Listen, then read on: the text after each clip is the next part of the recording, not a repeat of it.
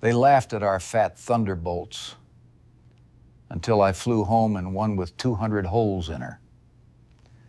You think that was crazy? Stay with me, Charivy. At the end, I'll tell you what really scared us. April 8th, 1943. Dawn. 27,000 feet over occupied France. The cold cuts through everything at this altitude. -40. Ice crystals creep across Oberleutnant Ralph Hermichen's canopy as he flexes his fingers inside stiff leather gloves. Below, heavy silhouettes climb toward his formation. He keys the radio. Americans! Flying barrels! 16 Republic P-47 Thunderbolts lumber upward. Each one weighs almost 10,000 pounds empty. Nearly twice a Messerschmitt. Barrel fuselages, stubby wings, 13-foot propellers clawing at the thin air. Hermichen is 26 with 300 combat missions behind him. Poland, France, Britain, Russia. He knows fighters. These Americans look absurd. His wingmen laugh on the frequency, fat machines struggling for altitude. What none of them know, within 18 months these flying barrels will help dismantle the Luftwaffe. The math already sits in those wings. 8 Browning M2 machine guns, 50 caliber. About 3,400 rounds on board. Together they can throw 6,000 rounds per minute. Below, Major Donald Blakesley leads the 335th Fighter Squadron, 27, Canton, Ohio. Worked metal in his father's shop before he could drive. Flew RAF Spitfires until 3 weeks ago. His pilots hate the P-47. Turns like a freight train. But Blakesley sees what the Germans miss. That turbocharger keeps full power at 27,000 feet, where German engines start to choke. Hermichen rolls to attack, banking into the sun, standard bounce. 400 miles per hour advantage. Easy kills. Blakesley doesn't turn. He shoves the nose down. The P-47 drops. 540 miles per hour straight down, faster than any prop fighter in the world. No German can follow that. The massacre begins. The Germans are right about the massacre, wrong about who dies. The first weeks tell the story. April 15th. Blakesley's 4th Fighter Group meets Focke-Wulf's over Belgium. The P-47s can't turn with them. Germans roll and twist. The Thunderbolts wallow. 5 minutes of combat, 2 P-47s down. 0 German losses. April 17th. The 56th tries to intercept Messerschmitt 109s. German fighters climb 3,000 feet per minute. P-47s manage 2. By the time the Thunderbolts reach altitude, the attack is already over. April 22nd, Lieutenant Goodson tries to dogfight a Focke-Wulf at 15,000 feet. Tight turns. The P-47 bleeds energy every time he yanks the stick. 40 seconds later, the German is on his tail. Goodson lives only because his wingman cuts in. Hauptmann Josef Priller sends his verdict to headquarters. The new American fighter is meat, flies like a truck, turns like a freight train, climbs like a pregnant cow. The first month's numbers back him up. 14 P-47s lost, 3 German aircraft destroyed, an exchange ratio of roughly 5-1 in the Luftwaffe's favor. RAF pilots trade jokes at Biggin Hill. Best evasive maneuver in a P-47, unstrap and run around the cockpit. Major Hubert Zemke commands the 56th Fighter Group. 30. Missoula, Montana. His unit has already lost 18 pilots in training. The P-47 has killed more Americans before combat than some German units have. It ground loops on landing, torque rolls on takeoff. In a dive it goes so fast the controls lock up. Shock waves bite the wings past 500 miles per hour. Pilots pull with both hands. The stick won't move. But Zemke notices something buried in the combat reports. P-47s that do get shot down take unbelievable punishment first. Others come home with damage that should be fatal. 20 cannon hits, 100 machine gun strikes, engines hit multiple times, still flying. One lands with 3 feet of wing gone, sheared off by a 20mm shell. The pilot walks away. The huge radial engine carries no coolant, no radiator to lose. Air-cooled cylinders keep firing even when holed, and when P-47s finally get their guns on target, the results look different from anything the air war has seen so far. June 12th.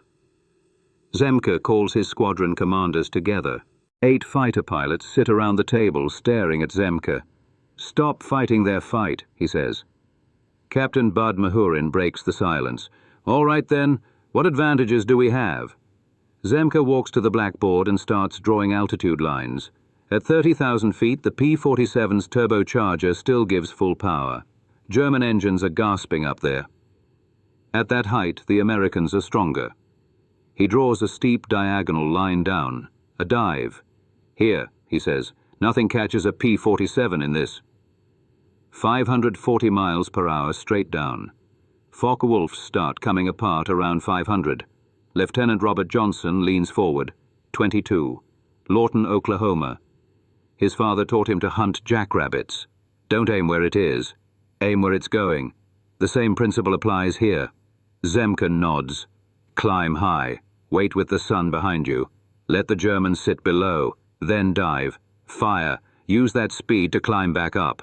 Germans can't follow the dive. Can't match the zoom climb. Fight vertical. They want horizontal. The very weight that makes the P-47 a pig, in turns, becomes a weapon. 10,000 pounds dropping through thin air builds energy no lightweight can touch. That energy cashes out as altitude on the way back up. Physics on their side. And the real weapon sits in those wings. Each Browning carries about 425 rounds. Electric boost motors keep them feeding during violent maneuvers. Electric heaters keep them from freezing solid. Set the convergence at 300 yards, and all 8 streams meet in a kill zone about 6 feet across. When all 8 guns fire into that zone, they throw roughly 100 half-inch projectiles every second, each round leaving the barrels at 2,900 feet per second. June 21st. Mahurin scores the first kill using the new tactics. He climbs to 31,000 over Lille, spots Focke-Wulfs at 25,000 diving on bombers. Mahurin rolls inverted and drops in, 520 at the bottom. The German never sees him coming. Mahurin fires a 2-second burst. The Focke-Wulf comes apart. Wings peel away from the fuselage. The tail shears off. The cockpit tumbles, burning. Mahurin pulls out and zooms back to altitude. The remaining Germans try to follow. Their engines start to die above 28,000. The gun camera film changes everything. Officers watch the Focke-Wulf disintegrate frame by frame. The concentrated fire creates a level of destruction they haven't seen before. The solution isn't making the P-47 turn better. It's refusing to turn at all. June 26th, 1943. Morning over northern France. Robert Johnson flies tail-end Charlie, last in the formation, the spot everyone hates, first to get bounced. 8 P-47s are returning from escort. Fuel is low. Johnson checks the gauges, maybe 20 minutes to the channel. The radio snaps alive. Bandits, 6 o'clock high. Johnson cranes his neck, sees them dropping out of the sun. 16 Focke-Wulfs from Jagdgeschwader 26. A perfect bounce. 450 miles per hour. American fighters stretched across 10 miles of sky. Johnson's Thunderbolt sits right in the crossfire. The first 20mm shell explodes against his cowling. Metal screams. The cowling rips away. Hot oil blasts back across the canopy and windscreen. He's blind. A second shell slams into the canopy. Plexiglass shatters. The frame jams. Wind knifes into the cockpit at 200 miles per hour, minus 30 degrees. A third shell detonates behind the instrument panel. Fire erupts. Hydraulic fluid flashes into flame. A sheet of fire pours into the cockpit. Johnson reaches for the canopy release, pulls the emergency jettison handle. Nothing. The 20mm hit has twisted metal into a welded lump. He's trapped. 27,000 feet in the air. The P-47 dying around him. Engine hammering itself apart. Fire spreading. Controls going soft. Shrapnel slashes his face, splitting his nose. Blood floods his oxygen mask. Another fragment drives into his left leg. Warm blood fills his boot. Where the instrument panel used to be is just flame and sparking wires. No airspeed, no altimeter, no gauges. The oil-covered windscreen is a solid brown smear. Johnson does the only thing he can.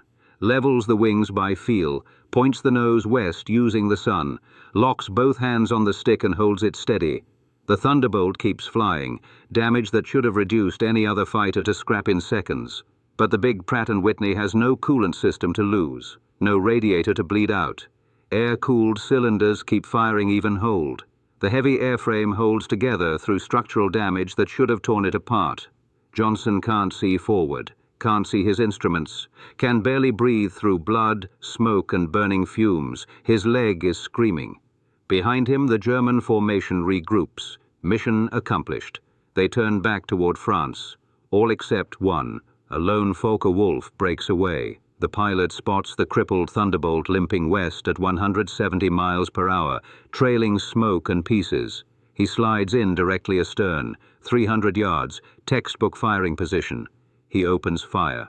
4 20mm cannons and 2 13mm machine guns open up at once. Johnson catches the muzzle flashes in the tiny rear-view mirror, the only instrument he has left. He hunches down behind the armor plate. 3/8 of an inch of steel between his spine and the incoming fire. Shells slam in.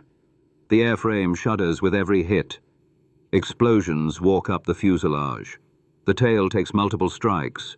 The right elevator is half shot away. The rudder is punched through in 6 places.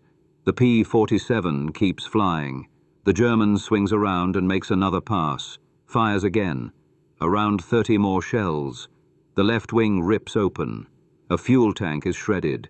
Aviation gas pours out and vaporizes in the slipstream, still flying.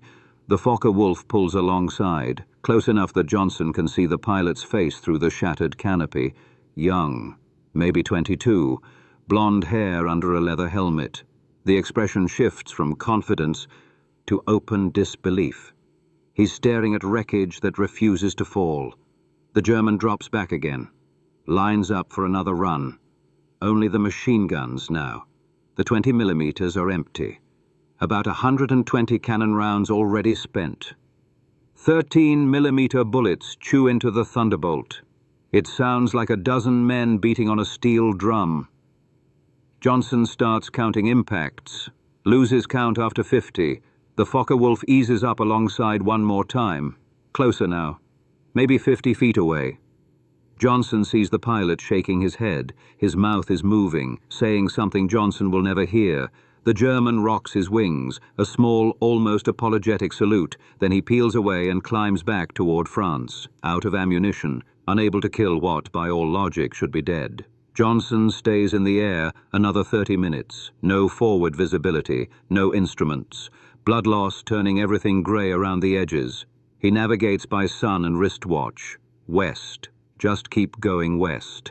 The channel finally appears below. Flat grey water, white cliffs waiting on the far side. He crosses the English coast at 500 feet. The engine is hammering like it wants to jump off the mounts. Oil pressure is gone. Cylinder temperatures are off the scale. The P-47 is running on pride and momentum. Manston lies ahead. The emergency field for shot-up bombers. Johnson lines up using memory and feel. Drops the gear. Prays the hydraulics still have something left. The wheels clunk down. Green lights. He touches down. As the wheels hit, the engine finally seizes. Metal shrieks. The prop freezes. The Thunderbolt rolls to a stop on a dead engine. Johnson tries to open the canopy. Still jammed. Ground crewmen sprint out with crowbars and sledgehammers. They batter the frame until it pops, drag him out into cold air. The crew chief starts counting holes, stops at 200, looks up and says, "Sir, I need more chalk." 1 20mm shell detonated 3 inches from Johnson's head. The armored windscreen caught it and turned it aside. Another exploded against the armor plate behind his seat. The plate bowed inward, but held. The engine shows 14 direct hits. Cowling gone. 3 cylinders smashed. The crankcase cracked. It still ran for 30 minutes after the attack. Control cables are severed in multiple places. 3 of the 4 main longerons, the structural backbone of the fuselage, are shot clean through. By normal rules of engineering, the airframe should have broken apart in mid-air. The crew chief stares at the wreck and then at Johnson. "How is this still one piece?" Johnson has no answer. But everyone on that field understands one thing. This single airplane changes everything. American engineers swarm over the Thunderbolt at Manston. They photograph every hole, measure every crack, map the damage panel by panel.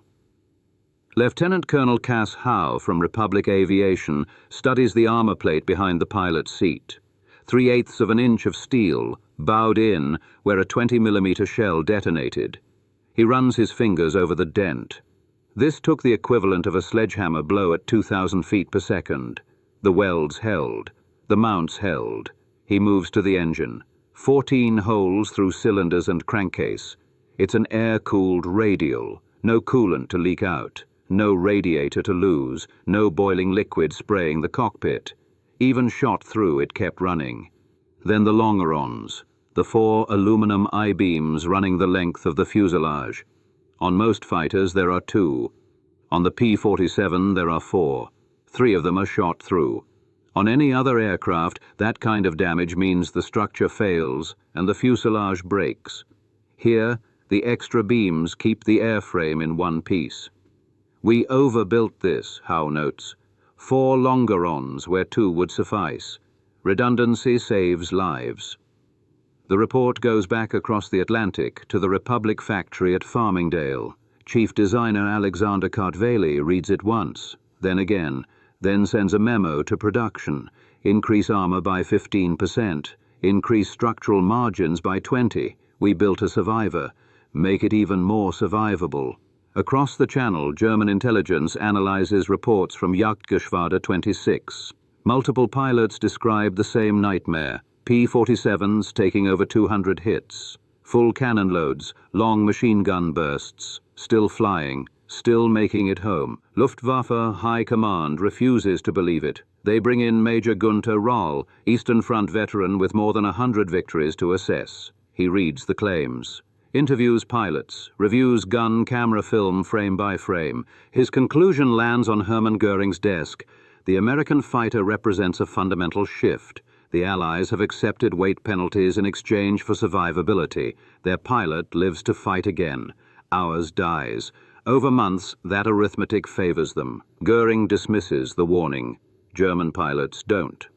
October 8, 1943, over Bremen. Oberleutnant Hans Philipp leads Jagdgeschwader 1 against B-17 formations at 28,000 feet. Philipp has 206 confirmed victories. Poland, France, Britain, Russia, one of the Luftwaffe's finest. His Focke-Wulf struggles in the thin air. 6 miles up, the BMW 801 is gasping. Power down 60%. The aircraft feels heavy, sluggish, slow to respond. 4,000 feet higher, at 32,000, P-47s of the 56th Fighter Group circle in the stratosphere. Their Pratt and Whitneys are still making full power where German engines are starving. Major Hub Zemke studies the German formation below. He spots Philipp's aircraft instantly. Elaborate nose art, personal markings. "That's their leader," he tells his element. "Take him first." 4 P-47s roll inverted and dive. Philipp sees them too late. The Thunderbolts slide past 520 miles per hour, faster than his fighter can ever manage in a climb. He tries to turn. In the thin air, the Focke-Wulf answers like it's stuck in glue. Robert Johnson, now an ace with 8 victories, leads the diving section. His finger tightens on the trigger. 300 yards, all 8 Brownings speak. A 2-second burst, roughly 160 rounds. Philipp's Focke-Wulf doesn't just go down. It detonates. The main fuel tank explodes. Wings tear away, the tail separates. The cockpit disintegrates in fire. No parachute. German pilots watch one of their very best vanish in 3 seconds. If Philipp, with 500 missions, can't survive a pass from these flying barrels, what chance do they have? January 1944. A new variant arrives. The P-47D-22 carries a Hamilton standard paddle blade propeller, 13 feet across, broad blades that bite the air like giant oars. Lieutenant James Carter takes one up on the first test hop. He slams the throttle to the firewall. The acceleration pins him to the seat. It climbs like it's falling upward. The paddle blade boosts climb rate by roughly 40%. Earlier Thunderbolts managed about 2,200 feet per minute. The new ones push close to 3,000. At altitude, the gap is even bigger. They can now climb with German fighters, sometimes outclimb them. The propeller changes something else, sound. At cruise, the blade tips go transonic. They create a low, rolling thunder that carries for miles. German ground troops hear it before they see anything in the sky. That sound means death is coming. They give it a name, Donnerschlag, thunderclap. February 1944. Hauptmann Heinz Knocker of Jagdgeschwader 11 meets the new Thunderbolts over Hanover. His diary entry reads like a horror story. We bounced 8 Thunderbolts. Expected the usual advantage in the climb. Instead, they turned into us and came up with us. Schmidt tried to escape by climbing. An American followed him to 30,000 feet, caught him. Schmidt's aircraft exploded. Only smoke and fragments remained. These are not the same machines we laughed at last year. By spring, P-47s with external tanks are reaching deep into Germany. Standard loads carry 216 gallons in wing tanks. Range stretches past 1,000 miles. But as P-51 Mustangs arrive to handle deep escort, the Thunderbolts get a new job. One that makes them even more feared, killing things on the ground. Their 8 guns, firing armor-piercing incendiary, can punch through the thin top armor of tanks. Against trucks, trains and troops, the volume of fire is grotesque. A 2-second burst throws about 160 half-inch projectiles into an area the size of a truck. The D-25 variant adds bomb racks, 2 1,000-pound bombs under the wings, a 500-pound bomb under the fuselage. Later versions hang 10 5-inch rockets, each one the equivalent of a 105mm artillery shell. Oberst Hans von Lok, commanding the 125th Panzergrenadier Regiment in Normandy, writes about a Thunderbolt attack on his column. They came in low, so low I could see the pilot's face. The sound was terrifying, engine roaring, rockets screaming, then the hammering of 8 machine guns. A column of 20 trucks simply ceased to exist. 20 vehicles turned into burning wreckage in a single pass. The effect on the men was devastating. June 6, 1944. D-Day. 500 P-47s provide air cover for the invasion.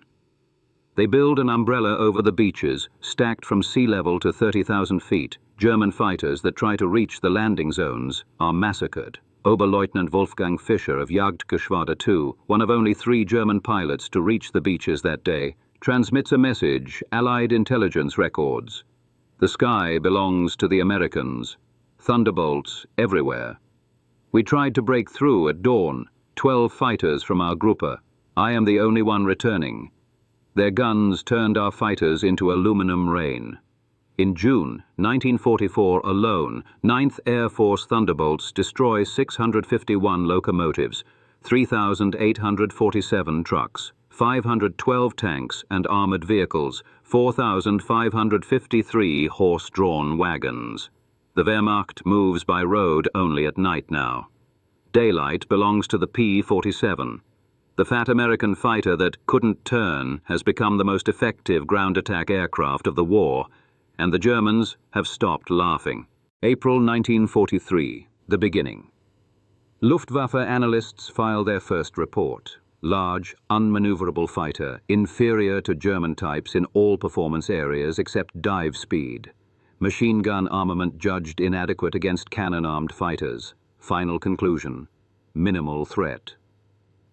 Hauptmann Josef Prieler, after his first encounter, transmits on an open frequency: Americans are flying pregnant cows. Our boys will feast today. In that first month, American losses tell the same story.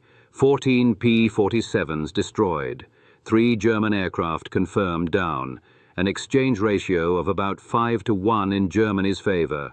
At Biggin Hill, RAF pilots joke in the officers' mess. Best thing about the P-47, the roomy cockpit, plenty of space to run around while you try to dodge. Major Don Blakesley's pilots hate it. 5 submit formal requests to transfer back to Spitfires. Then the learning begins. May 1943, Major Hub Zemke shapes a new doctrine. Fight vertical, not horizontal. Use altitude, use speed, use the guns. June 1943, the first victories using strict boom and zoom tactics. Captain Bud Mahurin destroys 2 Focke-Wulfs in a single engagement. Neither German ever sees him coming. Robert Johnson survives more than 200 hits. His aircraft drags itself home. German pilots who watched file reports their commanders refuse to believe. July 1943. American pilots stop trying to turn fight. They climb to 30,000 feet and wait. Then they drop on targets below at 540 miles per hour, 8 guns speaking, and zoom back up before defenders can react. August 1943. The Schweinfurt raid. Major David Schilling's flight finds 8 Messerschmitt 100s and 10s forming up to fire rockets into B-17 formations. Schilling leads 4 P-47s down from 28,000 feet. In under a minute, 8 Me 100s and 10s are gone. The concentrated firepower produces a kind of destruction the Germans have never seen. Unteroffizier Hinrich Roth, a gunner who survives, explains it in POW interrogation. The aircraft ahead simply came apart, not shot down, destroyed. Wings separated from the fuselage, tail severed, crew section shredded into metal confetti. In 2 seconds, and Me 110 turned into nothing. December 1943. Luftwaffe analysts update their files. Exceptional high-altitude performance, extreme structural strength. Firepower increasingly problematic. Pilots demonstrating improved tactics. The conclusion changes. Significant threat above 25,000 feet. March 1944. Another update. Now, dominant fighter bomber. Superior to all German types above 20,000 feet. Firepower devastating against every kind of target. Structural strength makes shoot-down unusually difficult. New conclusion. Critical threat at all altitudes. The transformation is complete. German pilots begin showing a medical condition Luftwaffe doctors call Jabo Fever. Jabo Fever. Physical symptoms whenever Thunderbolts are reported in the area. Nausea, trembling hands, rapid heartbeat. Veterans who faced Spitfires, Hurricanes and Soviet Yaks without flinching feel physically sick before missions where P-47s are expected. On the ground, the distinctive thunder of the paddle blade propellers triggers instant panic. Troops know survival now means one thing: find cover immediately, from Mockery to terror.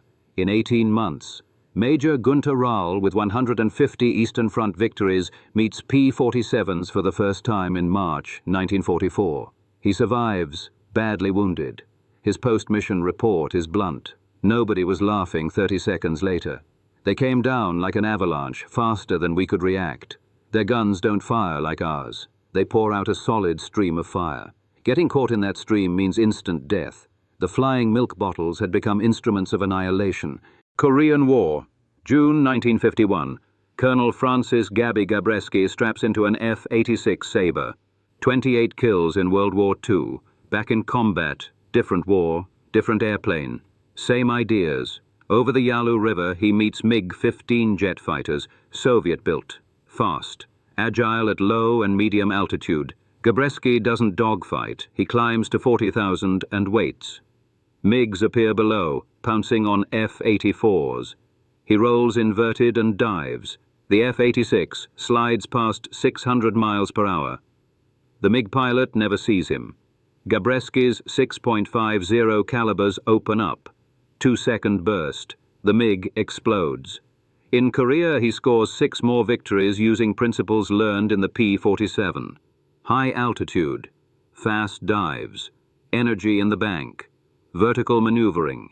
Fight your fight, not theirs. Korea total, 34 confirmed. Vietnam, 1965. F-4 Phantom pilots struggle against MiG-17S. The Phantom is heavy and powerful, but it can't outturn the smaller Soviet fighters. Young crews try anyway. Losses climb. The Air Force brings in Robert Johnson, retired, early 40s, teaching at the Fighter Weapons School. His message is simple: don't dogfight. You have speed. You have power. Use them. Start high. Dive. Fire. Extend away. Climb back up. Refuse to fight where they're strong. F-4 kill ratios improve almost at once. Modern doctrine draws a straight line back to these lessons. F-15. Eagle manuals preach boom and zoom. F-22. Raptor tactics emphasize energy retention and vertical maneuvering. Aircraft changed. The principle did not. Republic Aviation built 15,683 P-47s during the war. At peak, the Farmingdale plant on Long Island finished one every hour, around the clock. Each airframe required roughly 65,000 individual parts, 8 miles of electrical wiring, about 2,000 pounds of aluminum. The engine alone held 2,400 components machined to thousandths of an inch tolerances. Women who had never seen an airplane before Pearl Harbor assembled these machines to standards tighter than many peacetime products. At Lake City, Arsenal in Missouri, ammunition lines ran without pause. 30 million .50 caliber rounds a month. Each cartridge held to 10,000ths of an inch tolerances, so it would feed and fire flawlessly. By the end, the numbers in Europe looked like this: 3,752 German aircraft destroyed in air-to-air combat, another 3,315 smashed on the ground, 86,000 railway cars, 9,000 locomotives, 6,000 armored vehicles, 68,000 trucks. 9th Air Force Thunderbolts flew 213,000 combat sorties, dropped 120,000 tons of bombs, fired roughly 135 million rounds. P-47 units achieved a kill ratio of about 4.6 to 1 while suffering the lowest loss rate of any Allied fighter bomber. The human cost on the other side, 28,000 Luftwaffe pilots killed in combat against Western allies. Many died inside cockpits, shredded by American heavy machine gun fire. Each loss represented years of training Germany would never replace. By war's end, the average German fighter pilot entered combat with under 30 hours of frontline experience. The average P-47 pilot had more than 200. Industrial capacity joined with tactical innovation, the mathematics of material and training superiority. The principle proven in the P-47, fight in the vertical, fight on your terms, survive to fight again, remains doctrine today. Robert Johnson returned to Lawton, Oklahoma in August 1945. Age 23. He went to work at the grain elevator. Same job as his father. Same building where he'd loaded wheat trucks as a teenager. 31 years. 5 days a week. He never told customers about 27 kills. He died in 1998. Age 77. Heart attack while changing the oil in his pickup. His grandson found him in the garage. The Lawton Constitution ran a short obituary. Robert S. Johnson, 77, worked at Farmers Co-op Grain Elevator for 31 years. Mr. Johnson served in the U.S. Army Air Forces during World War II. He is survived by his wife of 54 years, 3 children, and 7 grandchildren. One sentence about the war. His Medal of Honor citation, approved in 1944 for the June 26th mission, sits today in the Smithsonian. It describes 200 bullet holes, a burning cockpit, a fighter that should have fallen apart. Johnson never mentioned it to his co-workers. Francis Gabby Gabreski went home to Oil City, Pennsylvania, became a commercial pilot, flew cargo routes for 3 decades. His logbook listed 34 confirmed victories, World War II and Korea together. Second highest scoring American ace. He rarely brought it up unless someone asked directly. He died in 2002, age 83, heart failure. At the National Museum of the United States Air Force in Dayton, Ohio, a restored P-47D stands in the World War II gallery. Polished aluminum skin, black and white invasion stripes. A small placard lists specifications and battle honors. Beside the aircraft, in a glass case, sit spent .50 caliber casings and a strip of gun camera film showing a Focke-Wulf 190 disintegrating under fire. Below the display is a quote from an unnamed German pilot, taken from a 1945 interrogation report. "We laughed when we first saw them, fat, ugly American fighters that couldn't turn, couldn't climb, couldn't fight. We stopped laughing when we realized they didn't need to turn or climb. They just pointed those guns and you ceased to exist." The laughter died with our comrades. The P-47 Thunderbolt entered combat as an object of derision. It ended the war as an instrument of annihilation. In between, 8 synchronized Browning machine guns rewrote the rules of aerial warfare. German pilots laughed in April 1943. By May 1945, there were no German pilots left to laugh. Thunder spoke. The sky belonged to America. That's the legacy. Quiet, earned, never demanded. If you made it this far, you're part of that legacy too.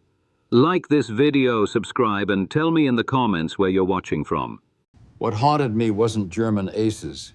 It was how our Thunderbolts turned men into falling scrap in seconds.